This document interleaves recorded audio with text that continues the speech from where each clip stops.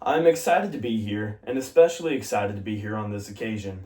Despite the fact that most scientists are alive and working today, the vast stretches of the unknown and unanswered still far outstrip our collective comprehension.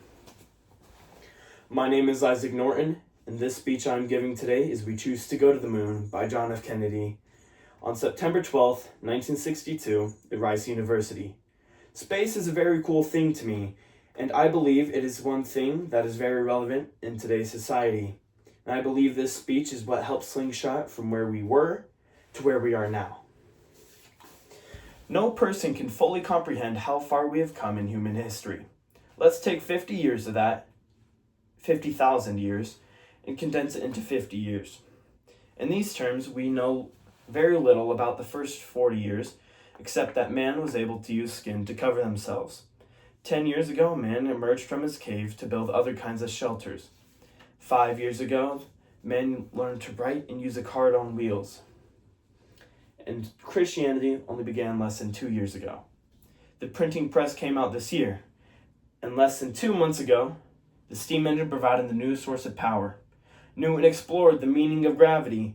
Last month, electric lights, telephones, automobiles, and airplanes became available. Only last week did we develop penicillin and television and nuclear power. And ladies and gentlemen, if this spacecraft succeeds, we will have literally reached the stars before midnight tonight.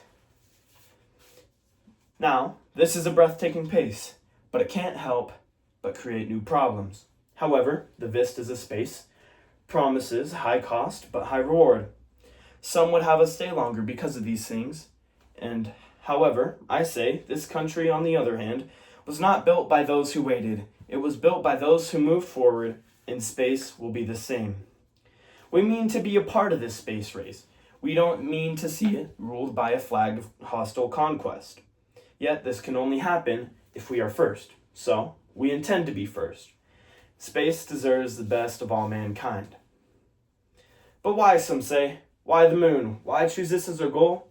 And you might as well ask, why climb the highest mountain? We choose to go to the moon, not because it is easy, but because it is hard.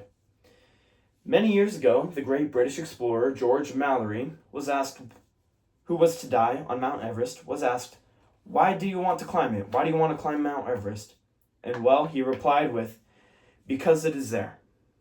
Ladies and gentlemen, space is there, and we are going to climb it. Thank you.